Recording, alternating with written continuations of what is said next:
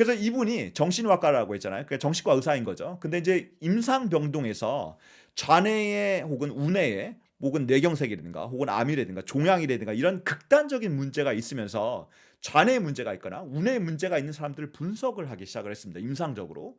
그런데 좌뇌에 뭐 예를 들어서 중풍이 오신 분들 같은 경우에는 좌뇌 중풍이 왔다 생각해 보세요. 그러면 오른쪽과 오른쪽 다리가 편마비가 이루어지겠죠. 좌뇌 문제가 생긴 거니까. 그러면 단순히 말하기라든가 언어와 관련된 부분에 대한 것들이 제한을 겪어요. 근데 현실감이 있다는 소리예요. 현실감이 있고 일상생활을 하거나 뭔가 뭐 생활을 하는 데서 거의 문제가 없는 거죠. 근데 이제 운해에 문제가 생기게 되면 운해요. 운해에 뭐 뇌경색이 오거나 혹은 운해에 암이 걸리거나 운해 종양이 있다고 하게 되면 현실감이 없어지게 되고 그리고 실질적으로 언어에 대한 부분들을 표현하는 것들은 살아있긴 하지만 그 언어가 실질적으로 제대로 구성이 안 된다고 하는 거죠.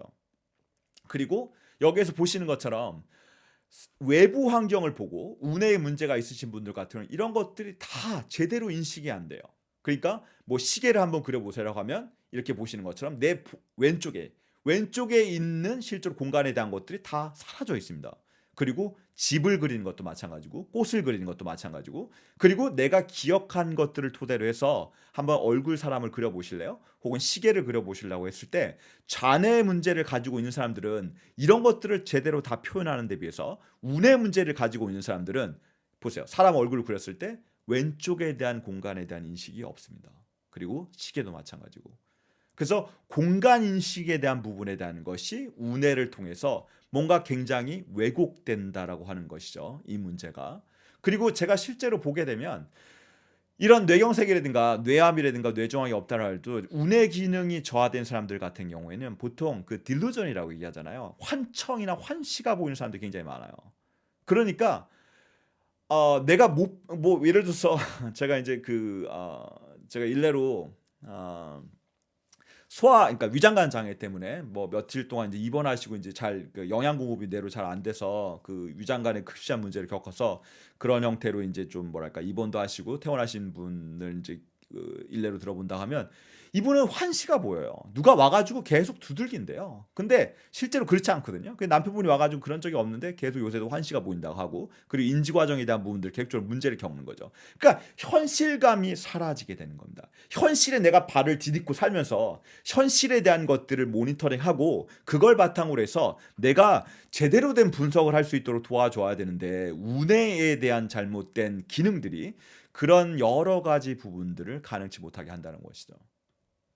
그리고 이제 이걸 보시게 되면 굉장히 중요한 어떤 포인트라고 생각되는데요. 오른쪽에 있는 섬엽이라고 하는 부분들이 이제 측접의 위쪽에 있어서 뭐 이래서 그 거울신경이라든가 그리고 상대방을 보고 카피를 한다거나 사회성과 관련된 굉장히 중요한 역할을 하는 부분이 하는데 오른쪽 섬엽을 통해서 신체 인식과 자기 인식이 된다는 소리예요.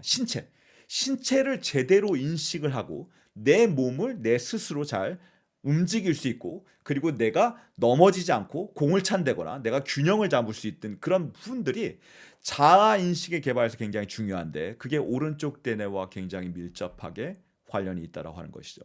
그러니까 생후 초기에 외부 환경을 받아들인 것뿐만 아니라 생후 초기부터 오른쪽 대뇌 발달이 실질적으로 내 몸을 인지하면서 내가 세상과의 구분되는 자아를 인식하는 부분들이 굉장히 중요한 연관성이 있다라고 하는 것입니다. 오른쪽 섬유를 통해서.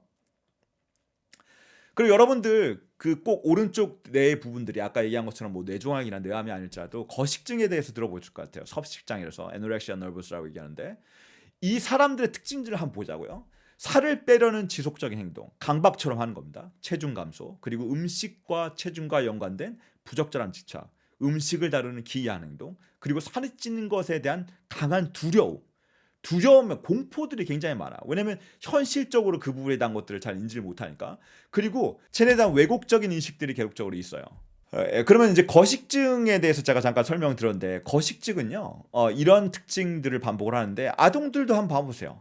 이런 부분들이 굉장히 많잖아요. 예, 지속적으로 강박적으로 그리고 자신의 신체에 대한 왜곡에 대한 것들을 가지고 있는 거죠. 특히나 이런 거식증을 가지고 있는 사람들 보게 되면 겉으로 보기엔 날씬해요. 근데 막 나 종아리가요 너무 두꺼워가지고요 이 종아리 때문에 미치겠어 그런데 종아리 보면 사실 네 절대로 그렇지 않거든요. 그러니까 본인의 신체에 대한 왜곡들이 굉장히 심해요. 특히 왼쪽으로. 그래서 이런 부분들이 거울을 보면서 아, 난 아직도 살쪘는데 살을 더 빼야 되는데 라고 하는 거죠.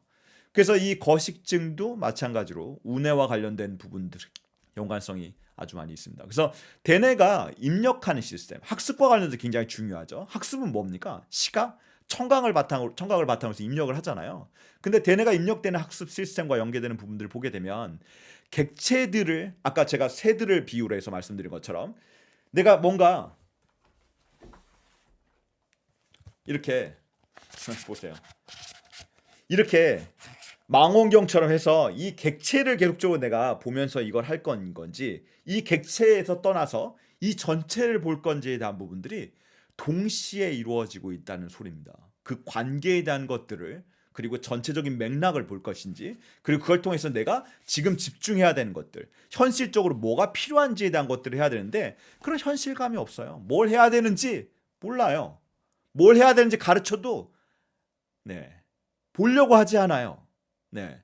그래서 그런 부분들이 실질적으로는요, 굉장히 중요한데도 불구하고 대부분의 사람들은 어떻습니까? 이런 이유가 중요하지 않은 거죠. 뭘 해야 되나요, 도대체? 뭘 해야 되나요? 약을 먹어야 되나요? 뭘 해야 되나요? 근데 이 부분에 대한 이해가 사실은 굉장히 중요하다라고 생각합니다. 네. 자훈회가 구동되는 원리를 알아야지 실제로 우리 아이의 부족한 부분들이나 내가 부족한 부분들을 알고 거기에 맞춰서 이제 뭔가를 실행을 할 수 있는 부분들이 있는 거니까.